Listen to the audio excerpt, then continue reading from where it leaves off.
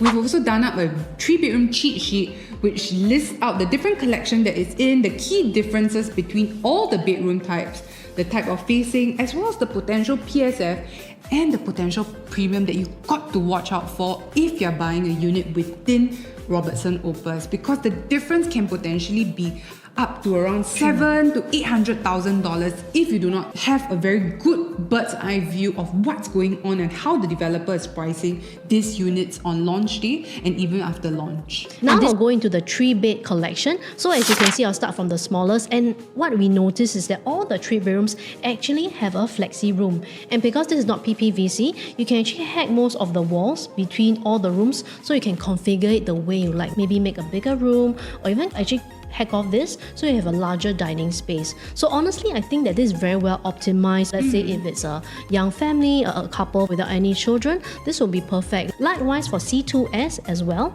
And what I noticed about this Stack 15, maybe just let me show you, it's very close to the other block. Honestly, I think maybe if I stand here, I probably might see the person here. I might be able to pass them stuff as well. It's actually that close. So honestly, for this stack, although it's facing inwards towards the pool, this is something I feel very confused about, because I think it might be a bit too close to the other block. And honestly, between these two layouts, the difference is only a balcony in your master.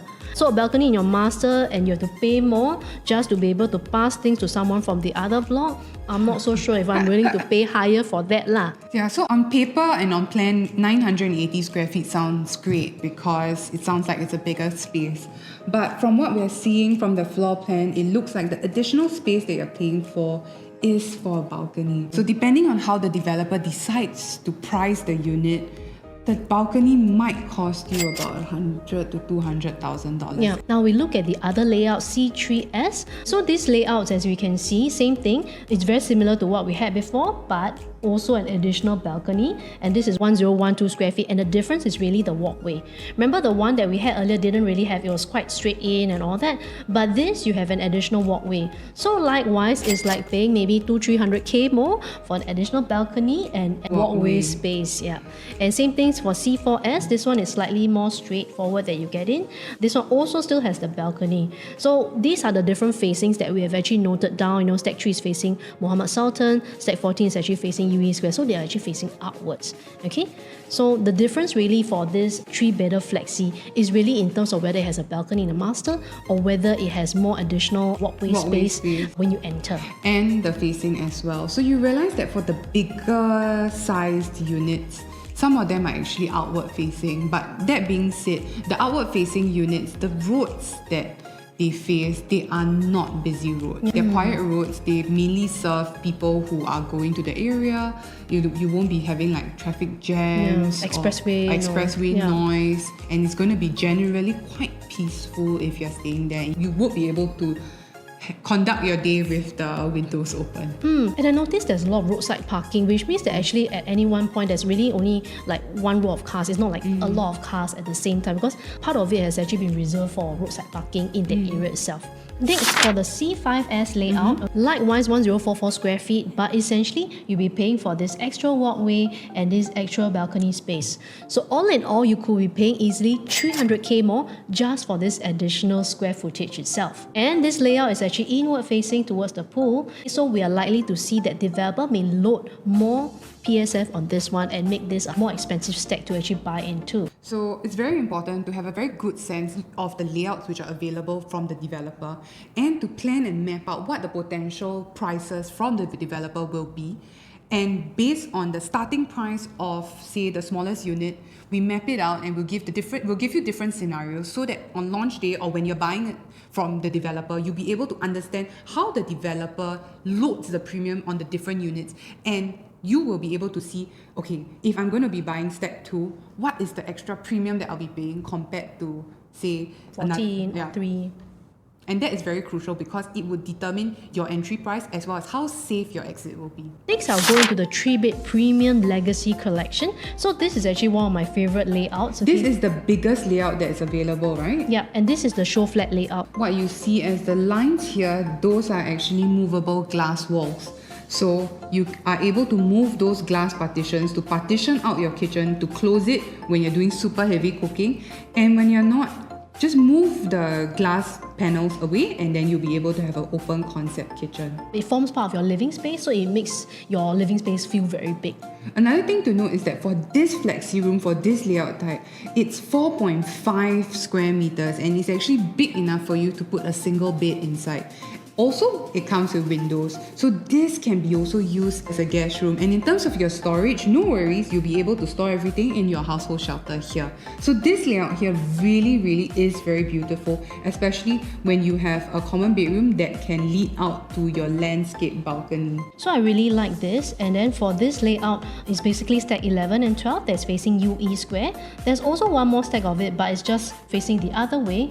I would say it's basically very similar in the sense that you still have that entire open kind of concept kitchen, you have a bomb shelter, the flexi room is next to the master, and you have a long balcony. So between these two stacks, I feel that stack 10 will be slightly more expensive compared to 11 and 12. Developer will definitely load the premium on this because it's facing inwards towards the pool area. This layout, I'm quite certain you haven't seen before.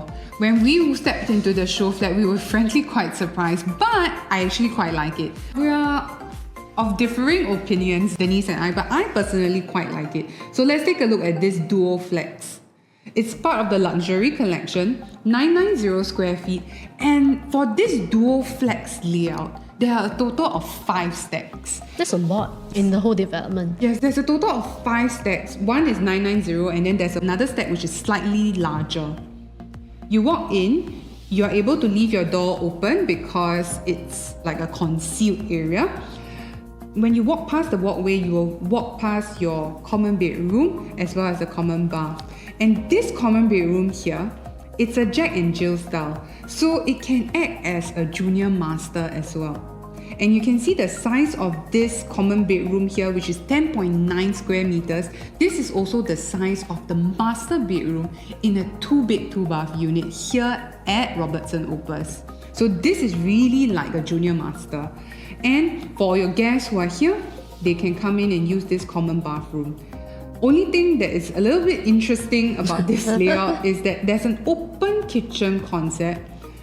That is still not the interesting part. The interesting part is that it comes with windows for natural ventilation. However, the developer is not doing gas piping into the unit and it's induction cooking despite having windows here. So that's something that I find very interesting. Another thing to note is that this master bathroom is also a Jack and Jill style bathroom where your guests can use this master bath here without having to enter the master bedroom. So essentially for this unit here, you have 2 bathrooms which are both Jack and Jill. So it's quite suitable for those who are looking to maybe rent out half the space in terms of co-living style, because the kitchen is something that has to be shared. There's no way that you will have a studio area here because your washer and dryer are here and your fridge will be here, and there's really no space within the house to really partition it into a dual key concept. But I can see what the developer is aiming at here is for 2 different families to stay together. In terms of 2 different generations, it could be maybe the parents stay here or grandparents can stay here, and then the small family, maybe a couple with 1 kid, can stay on this side of the house. And then your communal area, which is quite large, 25.2 square meters as well as 13 square meters of shared space here. Or it can appeal to investors who actually want to do co-living options from this, because you can easily rent this out. For example, for this part, it can be rented out as a little mini studio, and then this one also as a large master, this one as a common room. So for those who actually want to invest, buy into this area where there are a lot of expats who want to rent, this could be possible as well. But yeah, I do foresee that this will appeal to families more. Although I do find that it's maybe families who don't cook as much, because you see it's an induction stove. I've used induction stove all the time, so I'm totally fine with it. But maybe some families who do heavy cooking, they might prefer the other layouts where there's the traditional gas stove and all that. But I actually do have a client who lives in a land that super loves induction. They changed everything to induction, and they said that with induction you still can achieve 𝗯𝘂𝘀. And it's actually safer, because when you have fire and all that, some people are a bit afraid that it's not safe for children. Maybe induction is really the way to go actually. This will be quite comfortable for own stay. The only thing that you'll need to accept is that for a unit that is this size, it's an open kitchen concept. And if you're looking to buy from an investment perspective, the numbers are very important to see whether or not your potential rental, if you're buying to rent out, will be able to cover your mortgage expenses and give you a little bit of profit while it is being rented out. So if you're keen to find out more and whether this Duoflex, the numbers, they make sense for you, scan the QR code on the side there to contact us to arrange for a Zoom appointment, and we'll drive deep into the numbers to analyze for you whether this Duoflex in the luxury collection is suitable for you or whether there are better alternatives out there based on your investment needs. So there's actually quite a number of different layout types within the 3-bedroom. We have the 3-bed plus Flexi, we also have the 3-bedroom Duoflex, and we also have the 3-bedroom Premium, which Denise and I have covered. We've also done up a 3-bedroom cheat sheet, which lists out the different collection that is in, the key differences between all the bedroom types, the type of facing, as well as the potential PSF and the potential premium that you've got to watch out for if you're buying a unit within Robertson Opus, because the difference can potentially be up to around $700,000 to $800,000 if you do not have a very good bird's eye view of what's going on and how the developer is pricing these units on launch day and even after launch. And this can help you avoid the wrong type of layouts that may not be suitable for your investment or own stay strategy.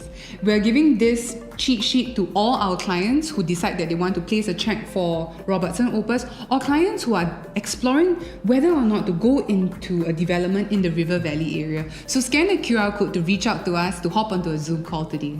So what happens is that I'm looking for something that is maybe 10 years old, basically 3 bedrooms in the area itself, and essentially here are some of the results that I wanted to share. So you have things like Sophia Residences. This is a slightly bigger project, but it's over at the Somerset side. So if you really like the River Valley, you like to stay near the river and things like that, then it's really like 𝗢𝘂𝘂𝘀𝘀, which is actually very new, but only has 51 units. So honestly, the next jump to a bigger project that is 200 plus units will be 8 St. Thomas, where the 3-bedder starts from already 3.6 million. Otherwise, the next one will be a brand new 𝗢𝘂𝘂𝘀𝑚, which starts from 4.2, and as we have seen, it's already been transacting about 3.7 itself. And these are all for freehold 3-bedroom units of a mid-sized development in the District 9 area. There's a lot more in-depth information that we'll be happy to share with you.